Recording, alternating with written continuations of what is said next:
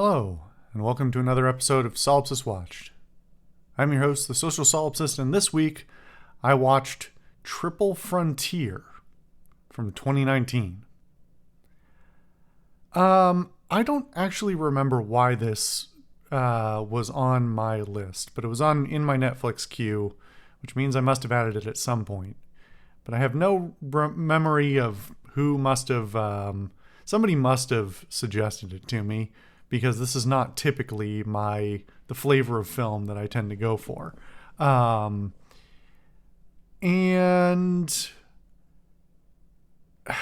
there's both very little to talk about and a whole lot to talk about here. I don't typically go for movies that are particularly military oriented in any fashion. The realism, I mean, through a combination of just the last 20 years having been kind of a nightmare in the real world and being real burned out on the realities of war and espionage and the military and all that in America, I tend to avoid those kinds of films too much unless they're saying something interesting. Now, I was hoping this would be something closer to Sicario, which we talked about some time ago, in dealing with pertinent issues while still telling a meaningful story and raising some interesting questions. And with the cast here, I was hopeful that there might be some decent performances, and that it might be a little bit more than it appears on the surface. And I'm not going to say that it isn't, because the movie's okay, but the more I think about it, the more I'm disappointed in all the things that it failed to do, all the thoughts that it failed to have, and all the things it failed to capture. And I don't know if this is a matter of being in development hell for a while. It seems like, from skimming the Wikipedia article, this was recast like a bunch of times over the course of several years and then dropped by the studio it was with originally before being picked up by Netflix. Originally Tom Hanks and Johnny Depp were in talks to be in this film. Other names that are in here are Will Smith and Channing Tatum and Tom Hardy and Mahershala Ali, all who would have made this a somewhat different film, even if the script had been unchanged. And I can only speculate about what went on in the production, but something tells me by the time this reached Netflix, it was a little bit too marred, and it just... It's not as good as I want it to be. It's not particularly bad. And it doesn't offend me in the way that some amount of like military movies tend to, in terms of being a little bit too eager to pat the military on the back and be very pro-militaristic. But it also doesn't go far enough in the other direction. It's very middling in all respects. So the plot of the film seems to be pretty simple and ends up being pretty simple, but the arc that it takes to get to its simplicity is kind of overly complicated.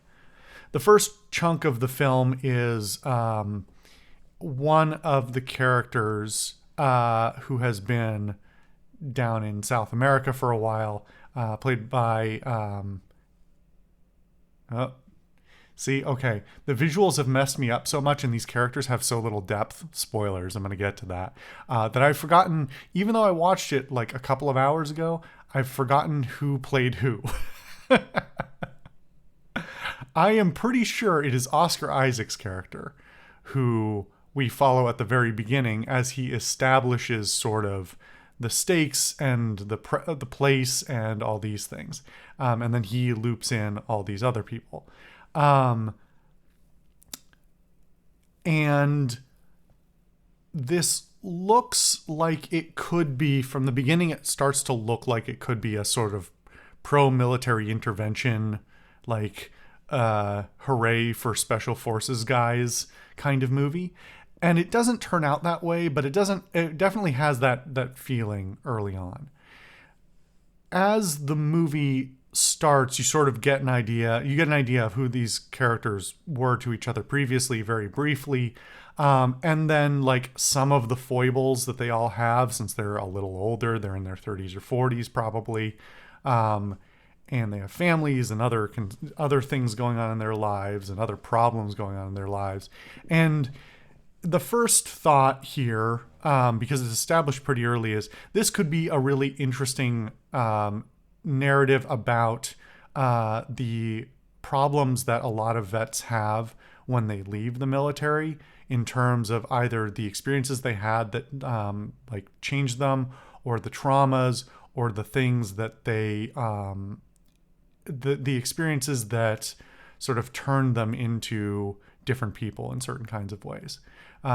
The speech that Charlie Hunnam gives very early in the film sort of sets this tone for like, oh, this is going to be a thing about how veterans are neglected and desperate and traumatized and are in need of a lot of help, and they're not getting help, and it's affecting their ability to live peaceful lives after they leave their service. That plot line basically doesn't happen. There are some signs with a couple of the other characters as they sort of gather the group together that like, oh, these different guys are going through some different stuff.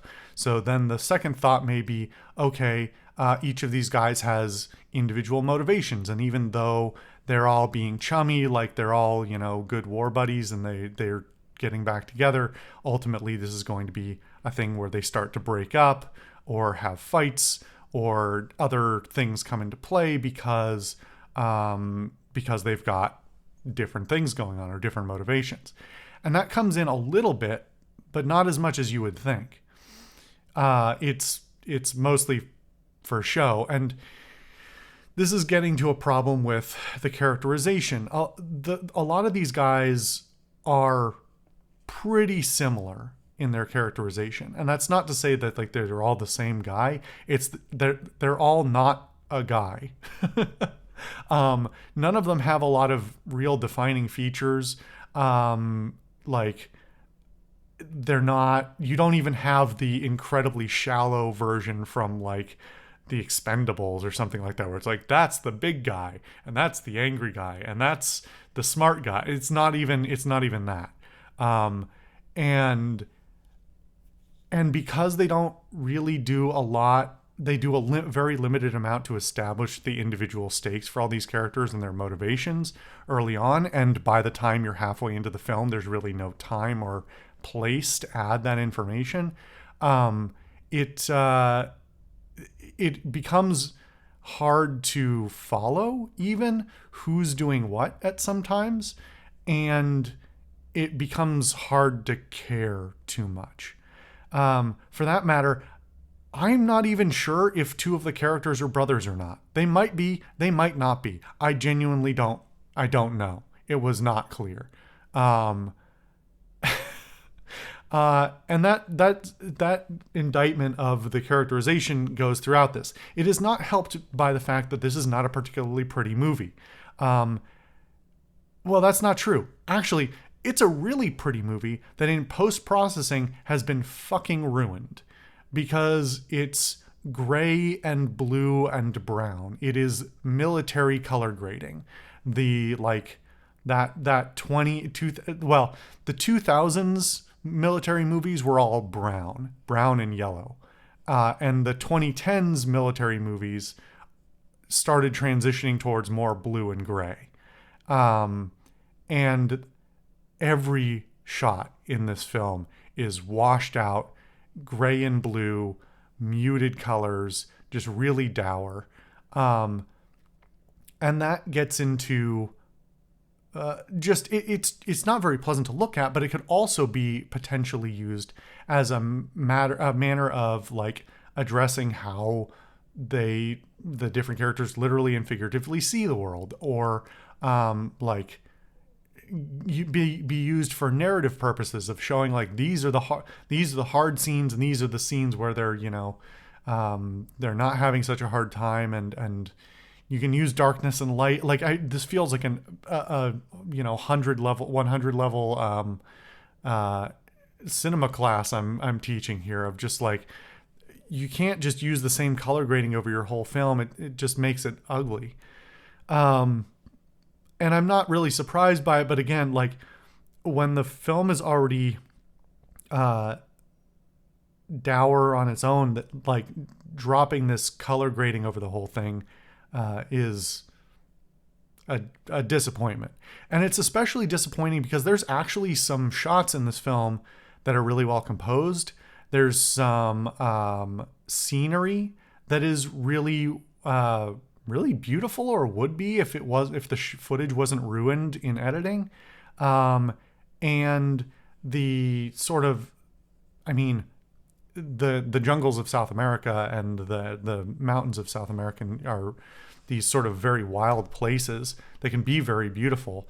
And I feel like even that could have been used as like a contrast point of like, these guys are down and dirty and kind of not good dudes, but they're in this beautiful place and they can't take, any appreciation for it because they're just so focused on the task they have in front of them and their personal motivations for getting that task done. So the plot, the first like third of the film is the lead up to the sort of the main event, the main thing they're going out to do. And then the event happens and there's like another hour almost left in the film, and you're like, okay, what are they going to do with this? And I don't think this is a spoiler at all. I think it's very obvious. The job goes wrong. I mean, this is sort of a heist film as well, so let's just call it the job. The job goes wrong in some form, and the expectation for a heist film is, okay, well, now we've got a series of hijinks to get out of, right? And that's sort of true, but the hijinks that follow and the things that happen in the scenes that follow are weirdly overly. It no longer. They continue to make bad choices deliberately, and because of this issue of characterization and motivation, it's hard to really care or even believe that these motivation, like you look at a character and you go, yeah, okay, I get it. You've shown me that this character is greedy, but this thing that they're doing right now doesn't really make any sense, even for the character as you've established it. So the scenes that follow are just kind of progressively darker and darker and more sort of depressing and sad. And you'd think at some point there would be some like moments of realization, or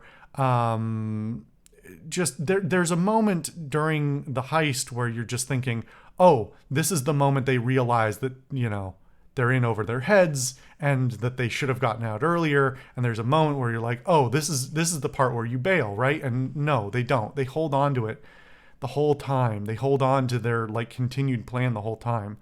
And this could be a commentary. This could be made into a commentary about like, oh, these are guys who can't let go of the thing they need to do, or they are like too driven or too focused, or they don't have the ability to step back and reflect upon what they're doing, or what the objectives really were rather than what they decided to do originally. It could be any number of things here, but instead it's just it's just a series of scenes of these guys being more and more morally gray to black, and becoming less and less likable as that happens.